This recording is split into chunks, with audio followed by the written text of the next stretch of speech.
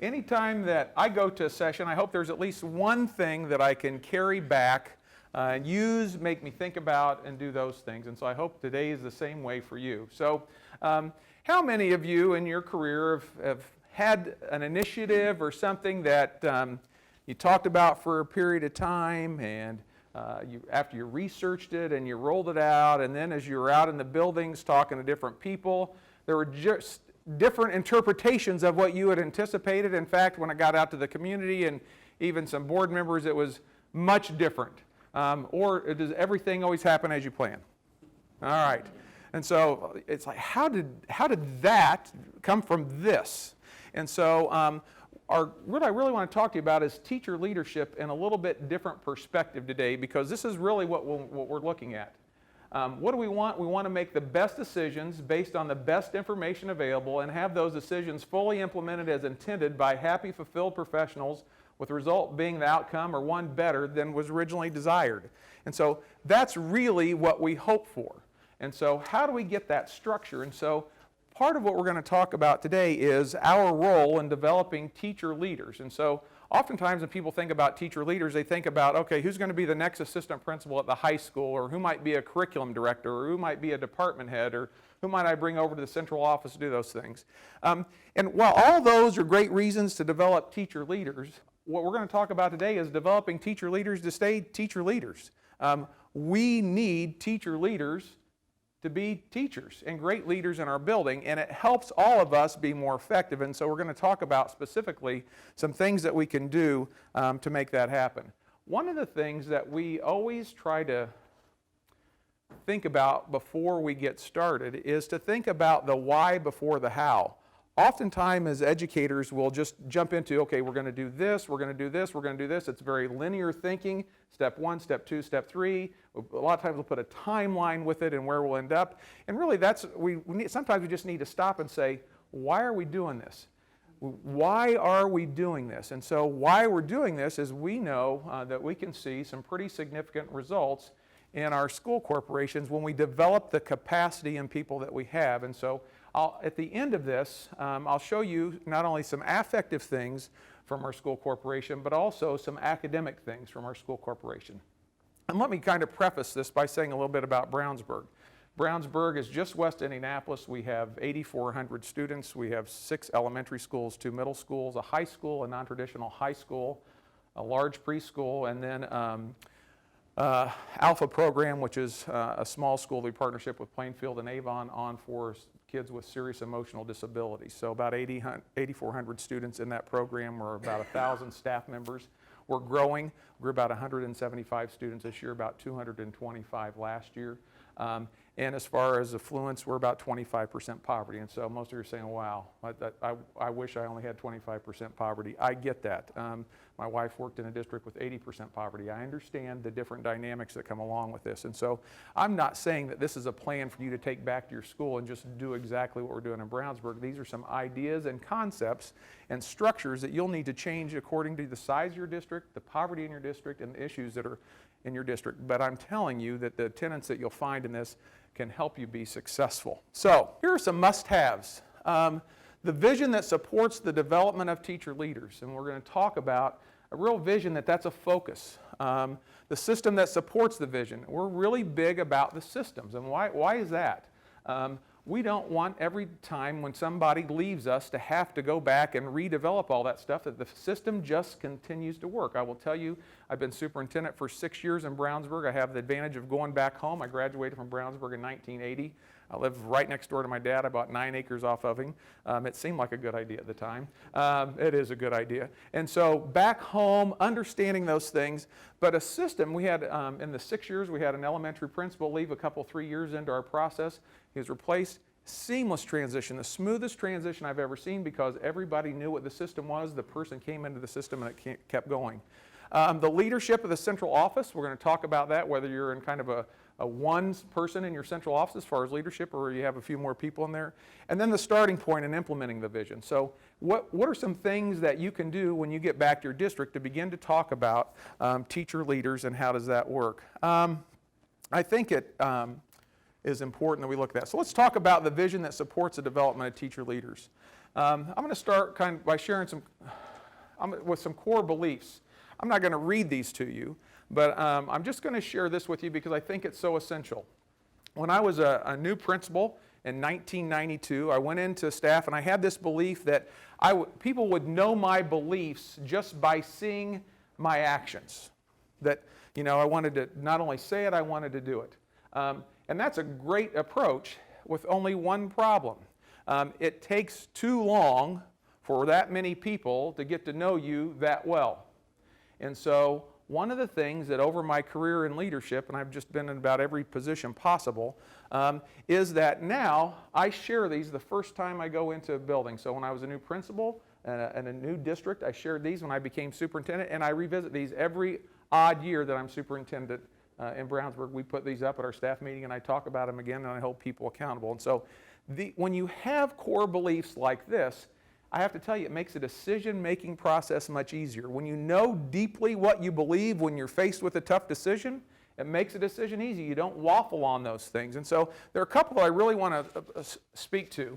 And it's really the second bullet. Educators are hard workers. They will go above and beyond when they see a compelling reason to do so. And I want to talk about, oftentimes we have a new initiative every year, and so teachers, quite honestly, get burnt out on those new initiatives year after year after year. They don't know the why before we start giving them the how. And so I think that's really important. We talk about teacher leadership capacity. Relationships are essential to long-term change. We want commitment, not compliance. I'll tell you, if people aren't committed, we'll deal with compliance for a while. But there's no non-negotiable part of, I don't really want to do this, we're going in this direction. And then lastly, and I share this the day one as superintendent and every other place, that change is difficult and we'll make tough decisions. And so we don't shy away from those tough decisions that help us be effective. And so one of the things that I would encourage you to at least consider when you begin to drive and think about developing teacher leaders, what are your core beliefs about teachers? Do you get agreement on that? When you hire administrators, do they believe those things that are there? So, the system that supports the vision. And so we're going to continue to talk a little bit about this system and some things that you can do in that regard. But first, I just want to pause for a second, and this is where you can once again kind of share with someone around you. What visual, it could be a stack of binders, it could be a picture, it could whatever. What visual would you show someone if they ask you to show your school corporation how it operates? So what would you say, hey, this is what we're all about in ABC School Corporation, this visual. Is it a bunch of school improvement plans? Is it your curriculum library? Is it your professional development plan? What is it? So if someone asks you, and so think about new staff, think about what you're about, thinking about developing your principals and teacher leaders so that everybody has a common vision. What in your school corporation would you show as a visual to represent that? So think about that and then talk to a colleague just for a minute. All right, let's come back together, please.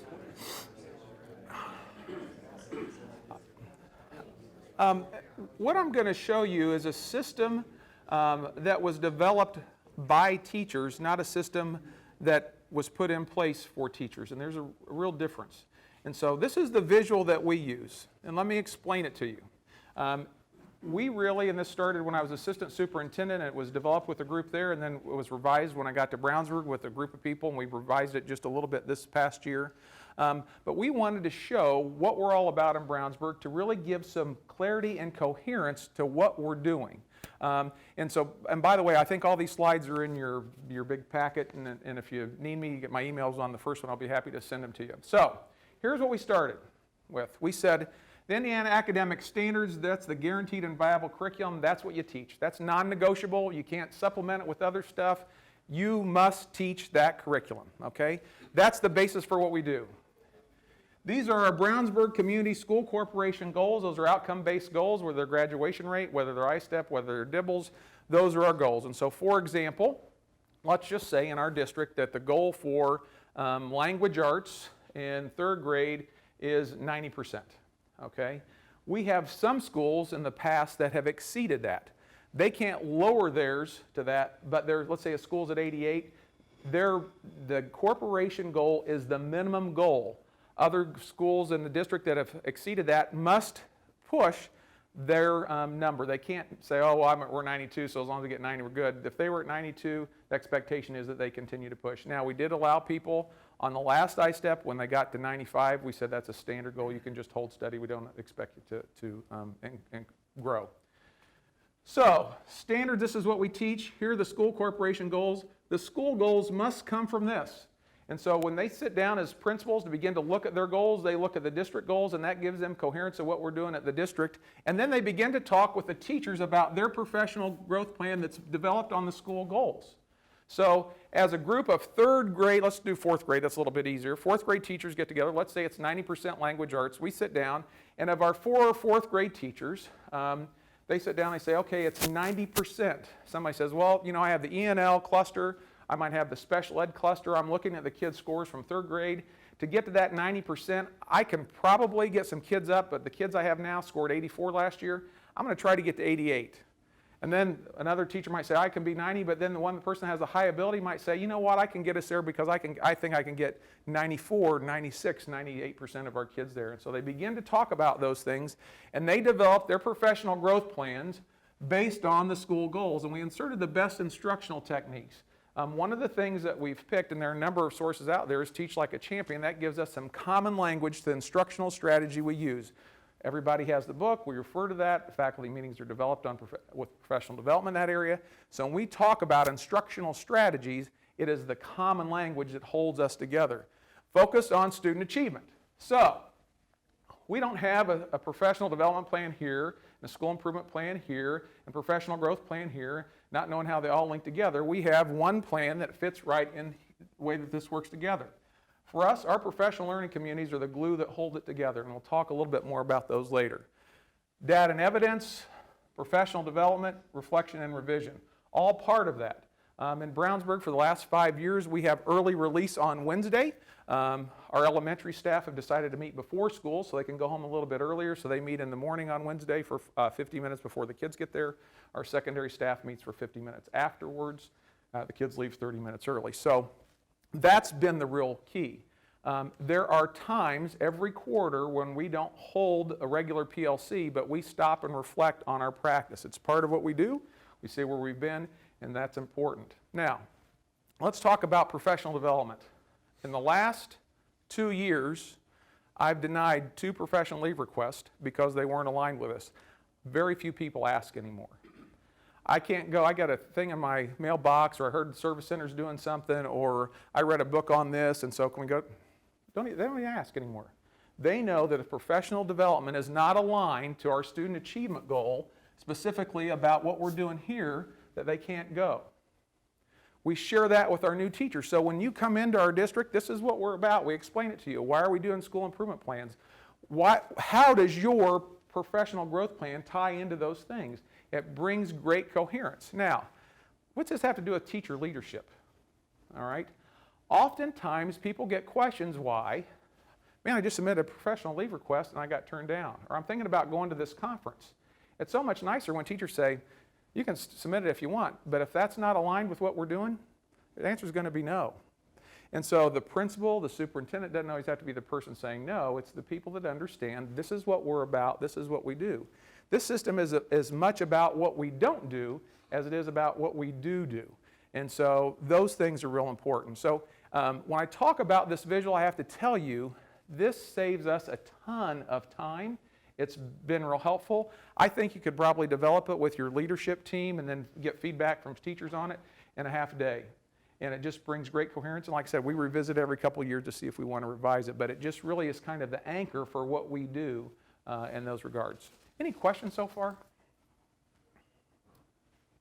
Okay. Let's talk about typical thoughts when asked to reflect on effectiveness. And I underline PLC. It could be anything. It could be anything, but for us it's PLC. So these are typical thoughts. Success versus failure, okay? We're pretty good compared to someone else who's failing, okay? That's really not the standard. Some will say, well, we're pretty good. You think the 7th grade science is pretty good. I know we're better than 8th grade science, okay? So our success compared to someone else's. Well, in my PLC, I have all my materials. I ask good questions. I'm there on time. And you know, some of those other people in my 8th grade science PLC, they're not there on time, or sometimes they don't have their data, or they don't participate. Well, that's not the standard either to look at. I mean, what we're really looking at is success versus even more successful. And so this is really kind of a change in thinking when you provide feedback to people, that they don't say, well, you think I'm doing a bad job. Absolutely not. It's not good or bad, it is how we can be more successful. So even the best PLCs, we expect that can be better. And so when you begin to give feedback to people, they're not so freaked out that you're being critical of them, because that is the climate that we develop, that we're always constantly striving to be better. So if I give you some feedback about what happened, you're not offended by that. You know that that's really good, and we would expect you to be a little bit, even a little bit better. This is a quiz that we took. Well, I'm not going to give it to you, but we did it with our teacher leaders, and then we did it with our entire staff, and we just said our success can be attributed to programs we put in place, our intervention SEEK, which is a middle school program, teams at the high school, instructional materials, focused professional development, professional learning, all above, some above, none above. And so the outcome of this was none of the above. Our success is not about programs, it's about people. We have pretty frequent visits, and we'd certainly welcome you to come and sit with us and see what we're doing. But we had a group, and they said, when do you change programs? Okay, this is the problem with that thinking. The thinking is that if you change programs, you picked a bad program, and now if you throw another program at a problem, that program will fix the problem. And so we say you can't throw programs at a problem, it's all about the people. If we have selected a good program, then our people look at those things to make sure that it's implemented in an outstanding way. Good programs can be implemented poorly. Everyday math is one. I've seen that just crash and burn. It is very, very hard to implement, unlike anything else. But it's a great program, implemented well, it does great things. Poor programs can be implemented well because you've got bright people that somehow make them work. And so I guess one of the things when we look at this, we really focus on the teachers. Now, let's just kind of step over here in the political arena for a while, because what teachers hear all the time is public education stinks and teachers aren't doing a very good job. And quite honestly, the drip, drip, drip of that negativity results in teachers saying, you know what, I can't make a difference. Public's telling me I can't make a difference. I'm just trying to keep the lid on it. If I can get some of those kids through, you know, that's the best I can do. This whole process in developing teacher leaders reinforces over and over and over again that they are the ones that make a difference. We make improvements because of our teachers. It's not a program. A program didn't teach our kids math. You taught our kids math. And so it's that constant focus on elevating the teacher profession to make sure that they know that they make a difference for our kids, because it's so empowering. If there's a kid that doesn't know something, we're going to teach them so they know it. We're not going to say the program failed. And so I think it's important that we continue to look at those things, and we'll talk about the role that celebration plays with our teachers as well. Just think for a second, what would your staff immediately think about attributing their success to what they've been able to do in the classroom themselves? Do you purposefully structure celebrations and those things to highlight what they've done? When you have a celebration at the beginning of every faculty meeting, does a teacher say, so-and-so was reading at this, Dibbles was at strategic or intensive, and now they're at benchmark because these are the things that I've done to move them up? Of the kids that did not pass, what was the Core 40 test, end of course assessment test, now through our intervention in this 2-hour block, these kids are now passing. Do you celebrate those things that really focus on the differences that teachers have made to get those kids there? And I'd encourage you to continue to think about that. So far I hope you've heard these things, that your vision is built on beliefs about what you believe about teachers and their role in leadership. It includes a standard of excellence, not just getting by, but a standard of excellence. And then a coherent communication piece that they can be seen visually and we can talk about and understand. So let's talk about just a couple points, then we'll do another little activity. Here's we talk about leverage.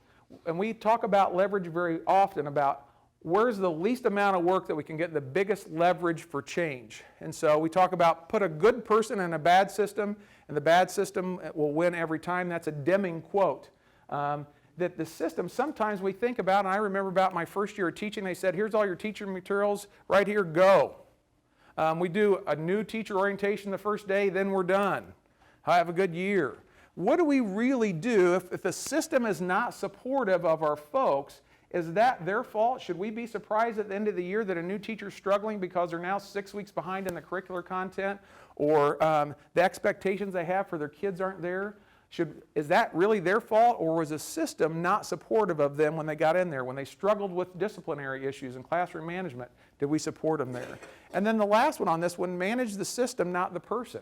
And so how do we fix the system to make that work? When we begin to see many young teachers, and we hire about 60 teachers a year in Brownsburg, we see a number of teachers at the end of the year that are really burnt out, thinking about not coming back, and those things. What did we do? Well, maybe they weren't cut out to be a Brownsburg teacher, or maybe we did not support them in the manner that we should have in our system to get them there. So here's what we do to make sense out of things. This is back to a visual representation that spells it out for all of our folks. And I'm going to show you some interesting data at the end that might seem, with this part, it's like, wow, that seems a bit offensive as a teacher, and academic freedom and those things. And I get all that. I've heard it for 31 years. So, tight, loose, tight. The curriculum is tight. Back to that pyramid, the Indiana academic standards. This is what we teach. You have no flexibility in the content that you teach the kids. It is very tight. Why is that? Because you don't have the kids for kindergarten through 12th grade. You have to hand them off to another teacher at another grade.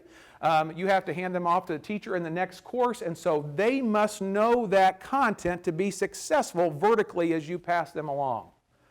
All right, what's the tight piece? The tight are selected common assessments. Not a lot, but selected common assessments that are points that we must have the kids perform. I will tell you, in most curricular audits, this is the weakest piece.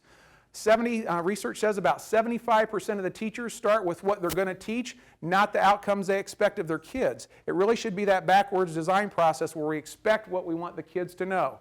So we have tight performance expectations. So you're not measuring the standard by a diorama, you're not measuring it by a poster, you're not measuring it by a 12-page research paper. That standard, when we're measuring student expectations, is measured on the same common assessment, scored in the same way, not only for a data point, but we know vertically where that prepares the kids.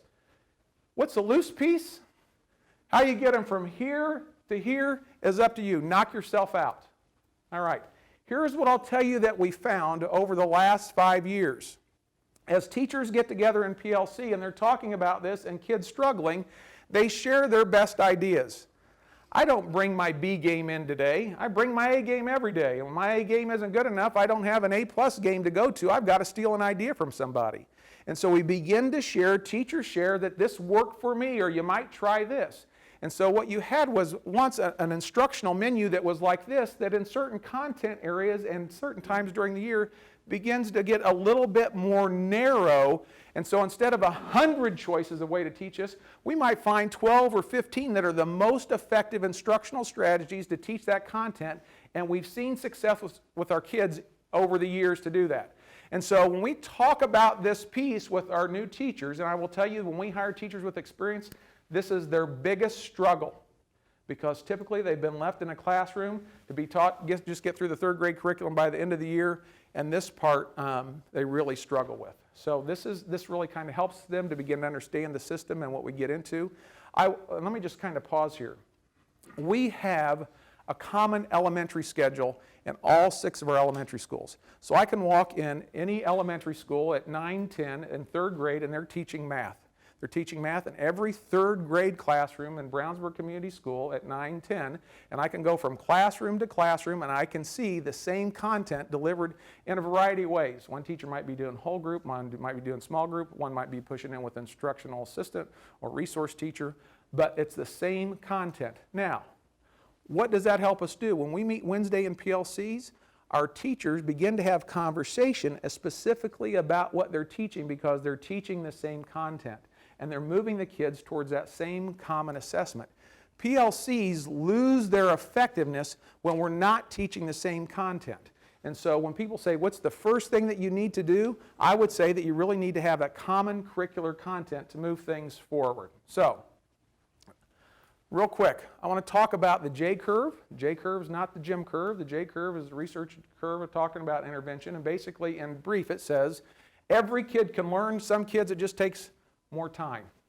So this is student learning. And so when we begin to talk about the JCurve, we say, we expect in-class intervention. So if we have folks to us to say, kids aren't getting it, the first thing that we say is, what did you do in class to intervene? That's our first strategy, pre-K through 12, in-class intervention, then intensive in-class intervention. So a lot of times here it's just a reteach with the whole group.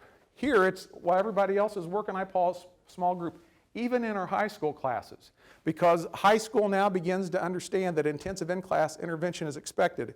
In-school intervention, that might be a lab setting, that might be a pull-out type of program, and then intensive out-of-school, which also means after-school remediation or our Tier 3 or even summer school. So when you begin to look at those things, that's how it begins to play together. One of the things when you begin to look at intervention and teachers, and we've all had these conversations with our teachers. If we have someone that's struggling and we ask them, tell me what's going on in your class, what seems to be the issue? If we hear these things, you know what, it's another year where I got the lowest class. I have a number of E&L kids in my class. I have a number of special ed kids in my class. My parents are not involved. You know what, it just seems to be this class. When the problem is outward, I will tell you the hopes of helping that teacher are very slim, almost zero, because they believe the control to make that situation exists outside of them. If I sit down to talk with a teacher and I say, your kids, let's talk about your data, and they say, you know what, I've really not been on my game like I expect. I need to differentiate a little bit more. I need to do some small group. There are some kids that I need to pull aside to work with a little bit more and those things. When they look inward, we have greater hope of getting those teachers to move them along and help them improve. I will tell you that we often make decisions about whether or not we're going to give a new teacher a second year based on how they respond to those questions, quite honestly. If they're working hard and understand that they can do that inwardly, oftentimes we'll give them a second year, but if it's kind of the blame game, they're not probably for us. So, all right. Here's what I'd like you to do. Get out a piece of paper. I'm going to have you interact here just for a second. You're going to need a piece of paper, a scrap piece of paper, whatever. And this is one of the things that we use when we talk about developing teacher leaders, a strategy they can use with other teachers. And I'll tell you why. So here's what I'd like you to do. It's pretty easy. You just have to write 50 words. So 50 words or less. What's more important? In 50 words or less, what's more important? Holding a teacher accountable or building capacity? So in 50 words or less, what's more important? Holding a teacher accountable or building capacity? And I really need you, at least you can write somebody a note if you don't want to write down, but I really need you to write because it's really important. So you'll get so much more if you write, I promise. So 50 words or less, what's more important, building capacity in a teacher or holding them accountable? So take just a couple minutes to write 50 words. Now, why did we do that? That's one of the strategies when we're training our teacher leaders, and we have a leadership summit every summer. We've had them for 5 years now, where we bring out teachers that are going to lead PLCs. We train them how to lead PLCs. We just don't say, hey, you're going to be the 4th grade PLC leader, the high school biology person, have at it. You're a good teacher, we're a leader, go have a PLC. We train them about how to have PLCs. The problem sometimes in our PLCs is someone will just not shut up, okay? And so we say 50 words or less. 50 words or less, write it down, and then just read it. And so this is a strategy that we give our teachers. Say if you want to hear from everyone, but you want to move the conversation, you want to have a little bit of reflection because you're writing it down, do the 50 words or less activity. So part of developing our teacher leaders to be leaders with other teachers is to give them specific skills to use when they get back and lead those people. And this is just one of them. I'll give you another one a little bit later. So I think that that's important as we move on to look at those things. So the leadership of central office, and I think this is really important. Every quarter, the assistant superintendent and I spend a half a day with every with a representative from every grade level. So let me just slow that down. So we have 6 elementaries. So a first grade teacher, for example, will come from each of those 6 elementaries, and so we'll be around a round table with the assistant superintendent, myself, and 6 first grade teachers, each representing that building. And we'll do that in the morning, and then we'll do another grade level in the afternoon. We do that with department heads and representatives from all the content areas, K through 12, every quarter. It takes a lot of time, okay? Now, when you begin to talk about that structure, okay, and we're a big district. I mean, you know, I have people, as they say when you get to big district. But what's important, think about that. If I'm a first grade teacher or a biology teacher, I know that I'm just a few weeks away from either sitting down with the assistant superintendent and the superintendent for a half day, or if it's not me, I know that Shane is my grade level rep and Shane's going to have their ear for half a day. And so when people come, we have all 6 of these first grade teachers, let's just say that, we have an agenda to talk about what's going on in the classroom.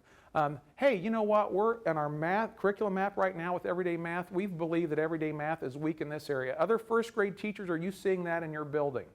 Sometimes we'll hear, yeah, that part we really need to supplement. And so if that's the case, how as a district are we going to supplement that? We don't have rogue people doing different things. We determine what is the best material to supplement, and that becomes the district supplement for that. You might have somebody say, no, we're really struggling with that. We don't think the material is good. And then another first grade teacher says, oh, have you looked at these supplementary materials in everyday math? We use those. They work wonderfully. And so that structure provides that ongoing conversation. Now, is it expensive? Sure it is, because we get 6 subs that are for the first grade teachers in the morning, or actually kindergarten in the morning, first grade, and then we flip-flop it. But we don't wait to find out by happenstance if there's a curricular problem or something else. That structure provides ongoing communication, immediate intervention, and let me tell you a couple things that happen here.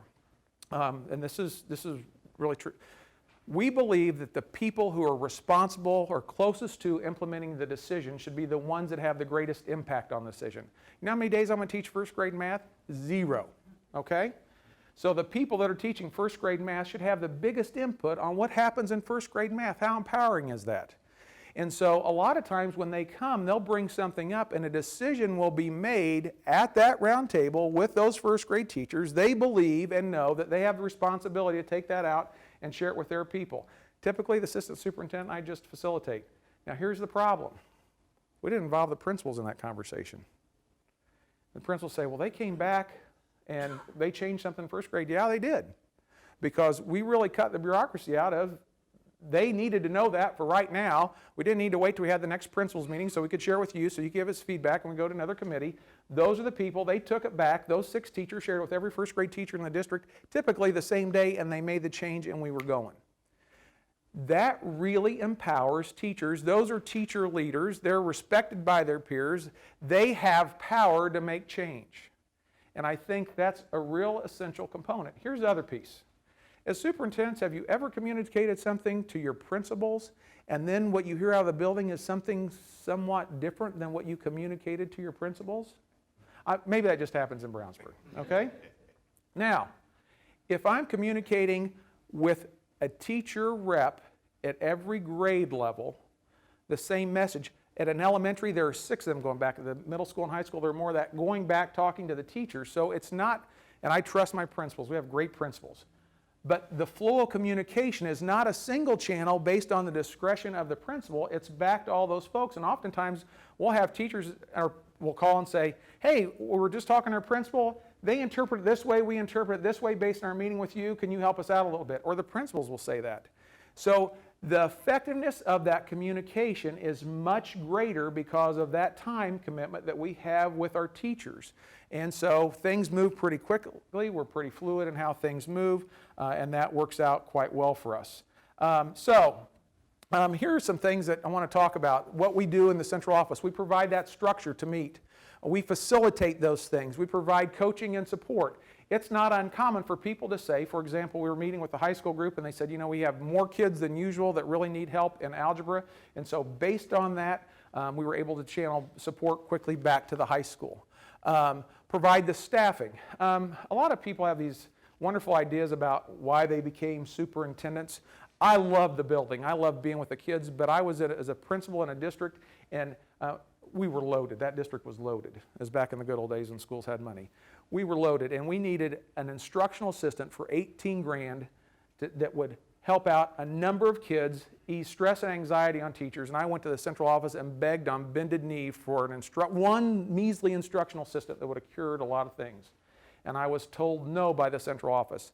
And I said, daggone it, I'm going to become a superintendent, so when they need an instructional assistant, I can give it to them. Now, I understand the budget constraints, and I understand those things, but too often times, those little things mean so much to the people in the building, and sometimes, at least in that situation I was in, the central office was disconnected from what was needed and what that could do. So we provide the staffing, we provide protection, the burden of no.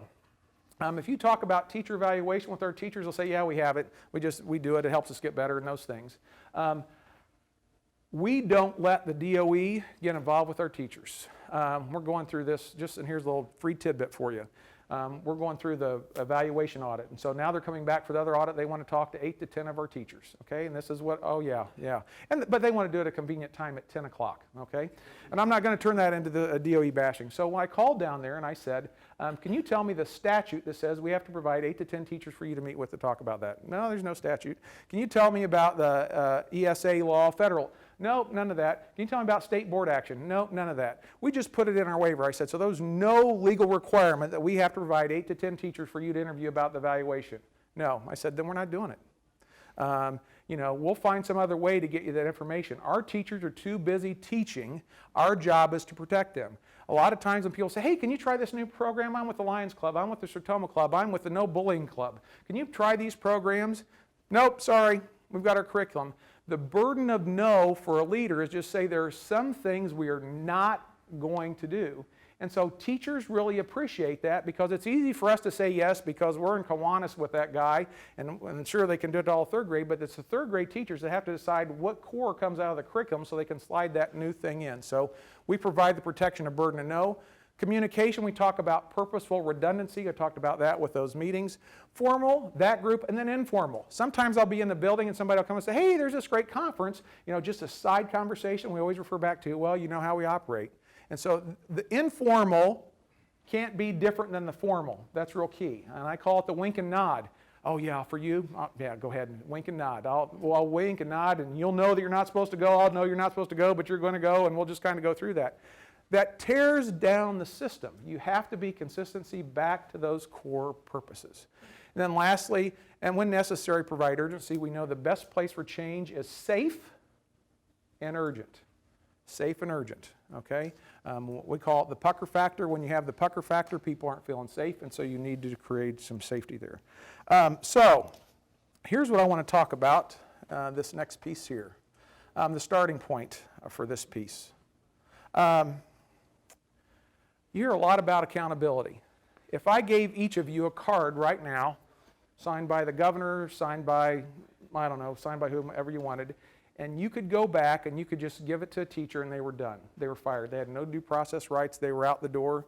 How many of you would say, oh, thank you, and run back and go to your drawer with all your evaluations or your hard drive and access and look through your evaluations to see who to fire? I mean, when I just said that, you already knew who you'd give that card to, right? All right. So, because we don't really terminate a bunch of teachers. Every once in a while, so when we talk about accountability, accountability is to hold people accountable for something that we might be removing them from. The real term, and Fullen talks about this a lot, is building capacity.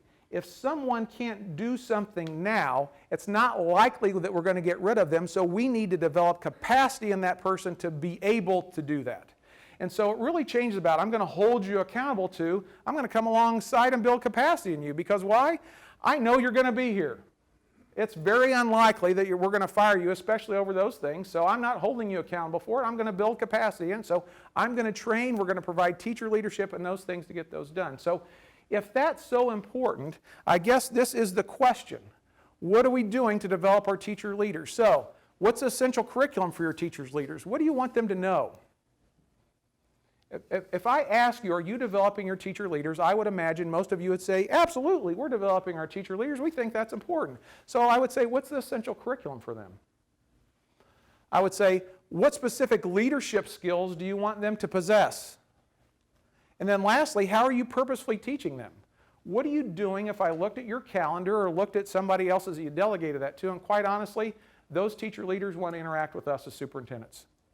Maybe not all the time, but they want to know that we're on the same page, that we value those things. And so what are you purposely doing to teach them? And so I talked to you about our leadership summit that we hold every summer to do those things, and it's very helpful. I'm going to have you work again. If you would, just take one Post-it. Take one Post-it, pass it around. Heads up. One Post-it, pass it around. Okay, everybody get a Post-it. All right? This is really easy. This is really easy. Okay? It's another one you can take back home and you can claim it as your own if you like it. Okay? What I'd like you to do is maybe get in groups of, if you've been working in a couple of three, maybe get three. You need probably 3 or 4. If it's 5, that's fine. If you have extra, just put them on the seat. But everybody has a Post-it, and once you get together in your groups of 3 or 4, we only have time for one person, but I would like you to, for one person, if they feel comfortable, to share something that's going on back at the school. This is a problem that we have. It could be with a teacher, it could be a curriculum structure. This is one problem that we're having back and that you really want to share and maybe get some feedback on. So don't write that on the Post-it. I want you to get in your groups, and I want that person to take about 2 to 3 minutes, identify who wants to get therapy today, who's on Dr. Phil, and just say, okay, I've got a problem I want to share with my group. And so here's the problem. Just share it with your group. I'll give you about 2 to 3 minutes to share the problem, then I'm going to tell you the next part of the activity. Go.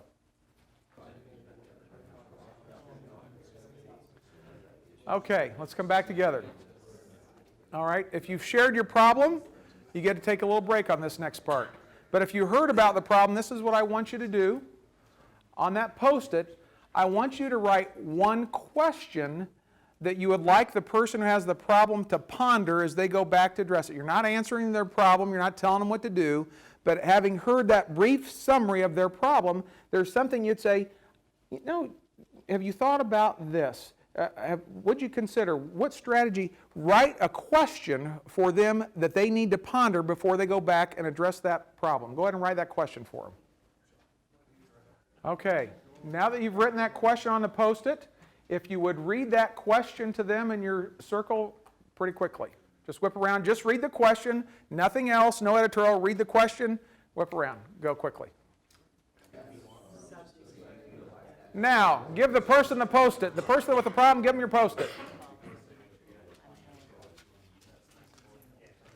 Okay, let's talk about this for a second. All right.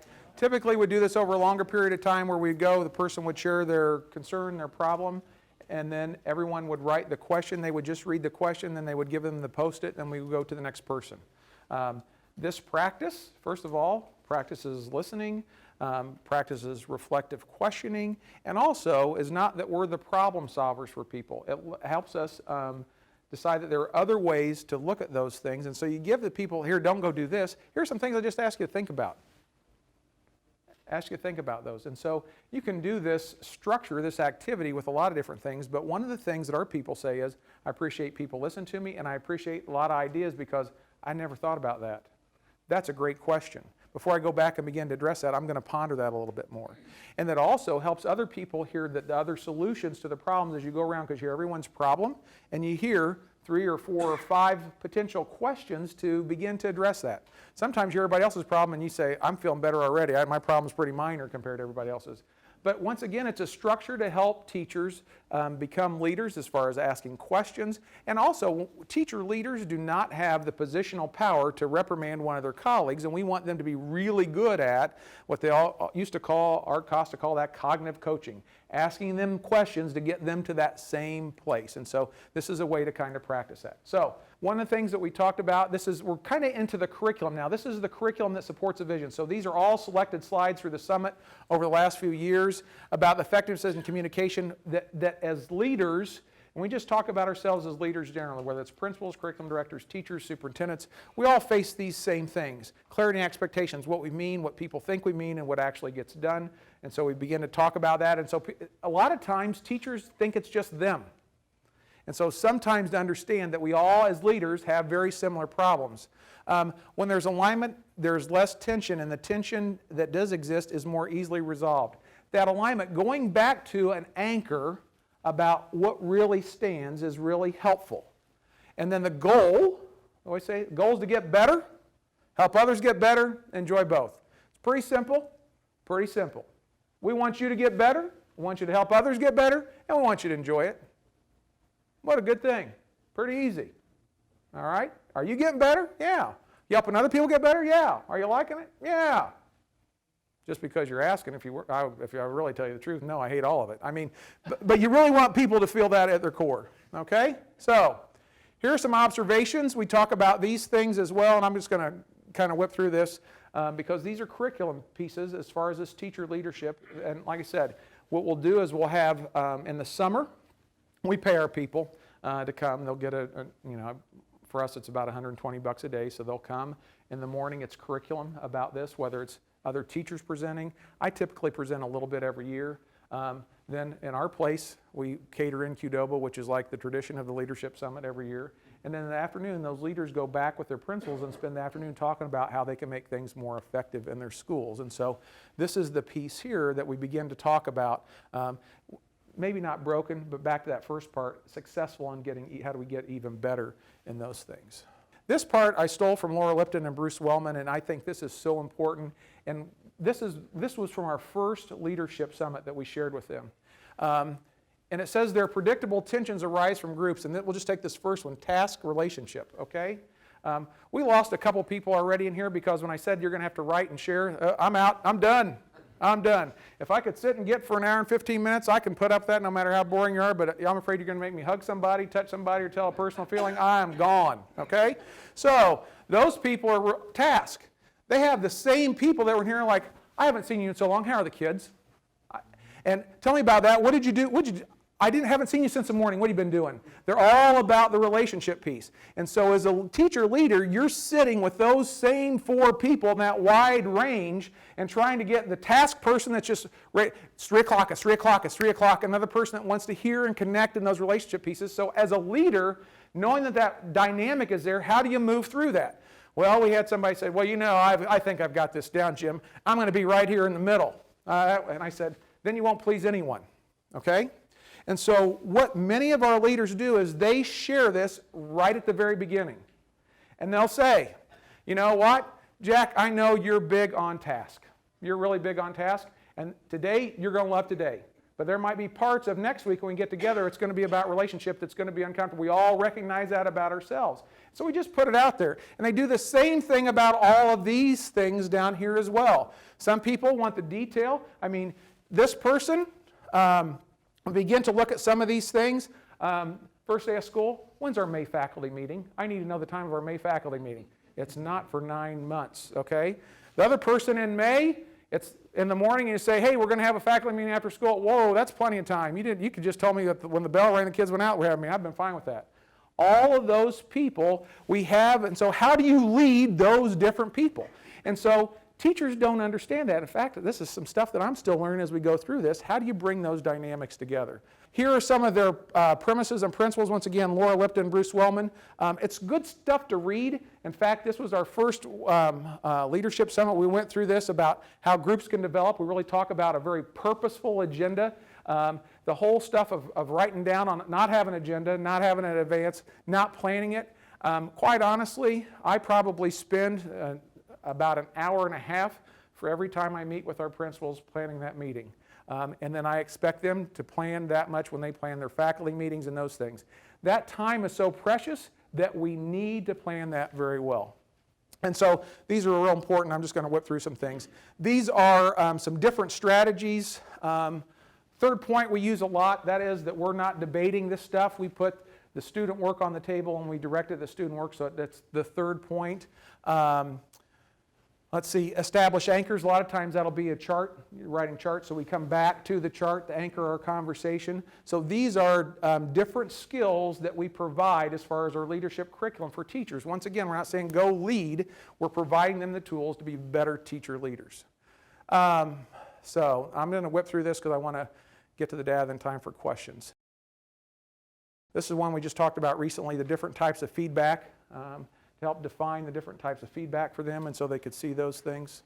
We talked about growth mindset versus fixed mindset and how do you work with those people on growth and fixed mindset. That was really interesting. We gave them a lot of scenarios. What do you do and those things that helped them understand, well, no wonder that the guy's a fixed mindset person. No wonder I can't even get him to do something. Oh, wait, what are some things, strategies we can do with fixed mindset people? We talk about the knowing-doing gap. And if you've not read this book, I would say even though it's an old book, it is the best one, Pfeiffer and Sutton, Knowing-Doing Gap. And basically the bottom line in the summary is, in education, we know what to do. We just don't do it. And so effective leaders close that gap between the knowing and the doing. We know a lot of stuff, we just don't do as much as we know. And so highly effective, high-performing organizations close that gap between what they know looks exactly like what they do. And this is some great resources here. And when you think about FAT plans, you think about what Schmoker said about FAT plans and focus and those things, all right here as well. So let's talk about impact now, because all this is great, but what impact did it have? School board support for change. I'm going to tell you that this is rough going, at least initially. We got started, we identified the current situation. We had 130 programs. We had 6 different writing programs, that many different math programs, and we just said we're going to have one. Teachers got to pick what it was, but we had too many programs. We couldn't support it with professional development. We couldn't support it with our focus. We had defined autonomy. This is what we're about. You can operate however you want within these parameters, but you can't get outside the parameters. Burden of no, we talked about. Improvement with others, not at the expense of others. We have a lot of times people build themselves up by putting other people down. Our people get along really well. I've had the opportunity to work in 6 districts, and some people I felt were my very tight colleagues, and some are in this room right now that we worked very well together. Not that we didn't have our differences, but we worked well together, a person that we trusted. I worked in other districts where that wasn't the case, where people would put themselves ahead of you to get ahead. They didn't understand the system. They didn't understand by hurting you, they hurt the system. Culture, collaboration, capacity building, and celebrating. We start every single meeting, and I know this sounds hokey, every single meeting with principals, PLC, faculty meetings, every single meeting. We start our central discussion meetings with celebrations. And that was the teachers that said they wanted to do that. So what's going on great in our district? How are we having a difference? It changes the entire climate. The bottom line is, this is not intellectually hard. I'm telling you, this is not hard. If you know me, you know it couldn't be intellectually hard, okay? This is not intellectually hard. It is incredibly challenging from a leadership perspective to tell people that we're not going to do something. And that's why that first part with the board is so important. Communicate often different ways, get help in solving the problem, admit mistakes when they happen, and they will. And then lastly, don't fight the wrong battle on the wrong hill. Man, we're fighting a lot of wrong battles that really don't make a difference because that's the way it's been, because we're the administrators, we're in charge. Don't fight those wrong battles on the wrong hill. So that's this piece. Here's the impact academically. This is kind of a brag slide. Like I said, we're in a different situation. So I want you to look not at our final numbers, but at increases. So, and these are not in your packet. If you need justification, just email me. I'll send them to you. But our academic honors diploma in the last 5 years has jumped by 21%. 9% our graduation rate. AP scholars have nearly tripled. 75.5% of our class of 14 were college and career ready by the state guidelines. Our ISTEP scores the last 4 years, that's the old ISTEP, were the highest. They got higher every single year until all the way through until the test ended. English language arts at about 92, math at about 96. We had a slight decrease on the new assessment, at least the version that's out now. I know we have different versions all the time, but we had a slight drop, a 6.2 drop compared to 16 and 9.5. 8 of our 9 schools are 4-star schools. And then if the grading scale sends all of our schools for the 4th consecutive year, will be A's again. And so this system works now. I have to tell you, I don't even believe these next numbers. They were really hard for me to believe because this gets into the affective, because you would think that if you push so hard that people wouldn't like this. And I think that's what people that don't know educators and have core beliefs that are strong will be surprised by these. So 900 staff, 820 responded to this. In the spring, I would recommend working in BCS to a friend or family member, 95%. Confidence in the principal, 95%. My principal tells me when work improvement's needed, so that feedback. Even criticals, 97%. Professional development is aligned with our goals, 97%. The superintendent has a clear vision, 99%. I trust what the superintendent tells me, 94%. approachable, 94%. And I have confidence in leadership of the superintendent, 96%. So 96% have confidence in me, but 2% of those people want to approach me to talk about it. So I find that quite interesting. So when I have to tell you, and for those of you who know me well, those numbers are kind of surprising. But it goes to tell you that when teachers feel valued, they have impact, they're focused, they're appreciated, they enjoy what they're doing. And so I guess as wrap up here before questions, this is hard work, especially the first 2 years. But it really begins to pay dividends in how people feel valued in their school, corporation, and teachers and support staff. So I'd encourage you to consider. If you want to come visit, we'd love to have you. My cell number and email are up there if you want to email me. I'd be happy to do that. But if you have any questions, I'll stick around and be happy to answer any of those. But I appreciate you picking this session. Thank you very much.